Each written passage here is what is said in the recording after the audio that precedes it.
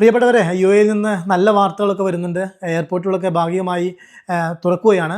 ഏതായാലും വരും ദിവസങ്ങളിൽ അത് പൂർണ്ണമായും തുറക്കുമെന്ന് പ്രതീക്ഷിക്കാം. ഏതായാലും പ്രതിരോധ സേന നടത്തിയ പ്രതിരോധ ശ്രമങ്ങളിൽ 9 ബാലിസ്റ്റിക് മിസൈലുകളും 6 ക്രൂയിസ് മിസൈലുകളും 148 ഡ്രോണുകളും ഇന്ന് തകർത്തതായി ഔദ്യോഗിക വിവരം ലഭിച്ചിരിക്കുന്നു.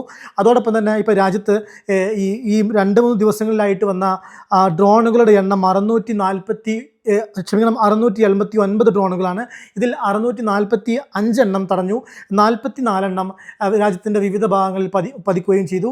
അതുകൊണ്ട് തന്നെ 3 പേർ കൊല്ലപ്പെടുകയും 68 പേർക്ക് ചെറിയ പരിക്കേൽക്കുകയും ചെയ്തു എന്നതാണ് ഇപ്പോൾ അവസാനമായിട്ട് ലഭിക്കുന്ന വിവരം.